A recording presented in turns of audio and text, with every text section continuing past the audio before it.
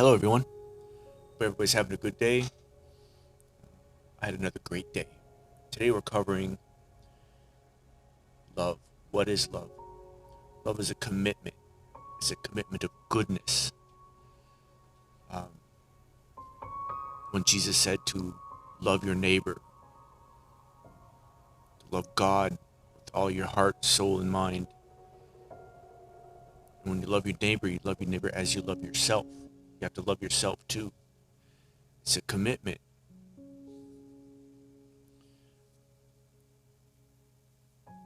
When God so loved the world, he was so committed to the world, so committed to goodness for the world, that he gave his only begotten son. He sent his only begotten son, right? It's a commitment. Let's get into it a little bit. I did this article in Driven Transformations live under Driven Inspirations, and I did it in a story form. See how that would sound, and I hope you enjoy it. I hope it's good. So excuse me. The fire crackled, sending sparks up into the dark, star-studded sky.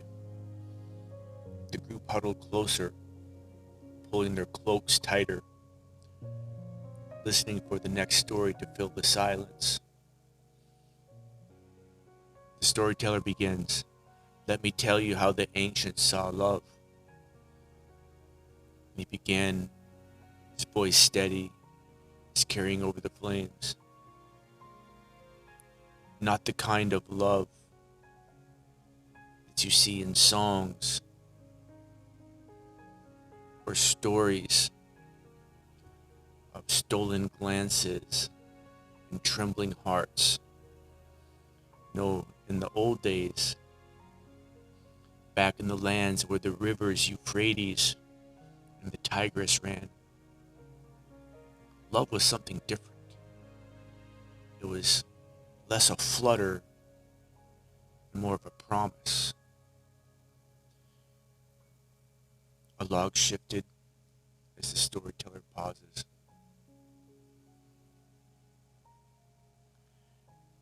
Letting the night hush absorb the words. In ancient Israel and among the Babylonian Assyrians, love wasn't just what you felt. It was what you did. It come from the heart. If a king promised peace to a rival, when the king promised peace to a rival, they called it a covenant of love. That meant more than warm feelings. It was a vow to act with loyalty, to keep faith,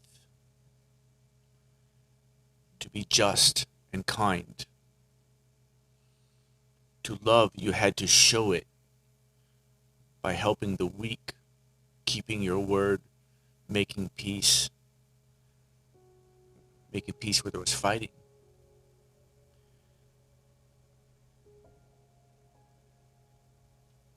The listeners picked up a stick and poked at the glowing embers. The storyteller began, "The Hebrew Bible and other old writings talked about this kind of love all the time. They called it hesed, steadfast kindness. We were supposed to care for the widow, the orphan, the stranger. If you love God or your neighbor, you proved it by doing good, by being loyal and making things right. Love was the glue that held people and even nations together. It was a commitment of goodness."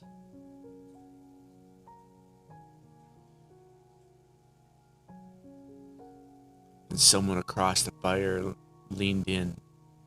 "So, was more of a commitment, an obligation. And the storyteller nodded and said, exactly. But not a cold, heavy obligation. More like a promise you meant to keep. Even when it was hard, you kept that promise. Love was peacemaking. It was sharing bread with the hungry. It's a mindset that when you say something, it's an oath. So if I say, I love you, that's forever. That's a commitment of goodness. I want the best for you. Love is keeping your oath, keeping that promise. Even if no one's watching, you don't seek for a response.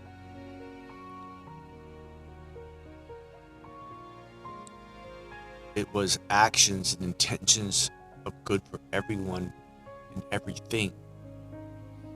The old scholars say that in those days, love and goodness couldn't be pulled apart. If you said you loved, you acted. If you acted kindly, you showed love. And you did it without expectation of a response. You did it because it was good.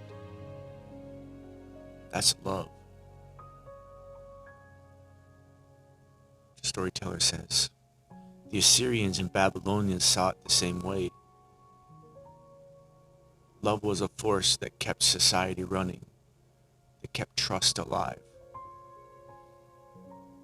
Between people, between kings, in between mortals and God. Without it, everything falls apart. Everything would fall apart.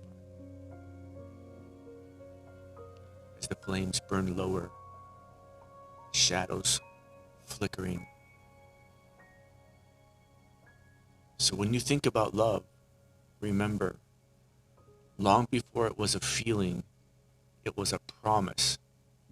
It was a steady, stubborn work of goodness. And you show it every day in every small kindness, in every kept word. That's the kind of love the ancients built their world on. And maybe sitting here today, it's not so different from the kind that we hope for, right? As the fire was almost out, the warmth lingered, and the silence that followed was full, not empty.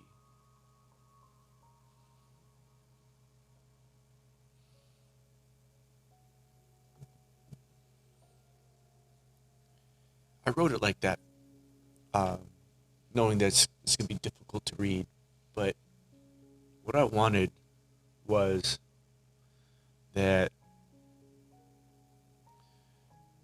that's how they communicated life processes and principles back then. That's how they did it.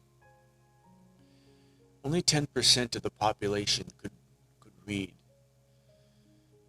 So they would share these things orally. So through these stories, the life processes and principles that benefited a community, that made their community strong and to thrive, was all put together in these stories. And they'd use real life stories. And these real life stories, they'd pick the pieces in there, the little lessons in there, and they would amplify them when they're telling the story. Isn't that awesome? It's a beautiful way to pass on information just through storytelling. It's awesome. Today, we've gotten into this structured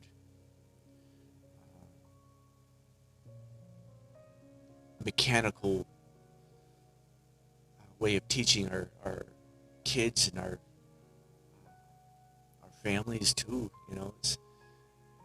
We're supposed to be free and have good intention, and through those good intentions we share ideas and we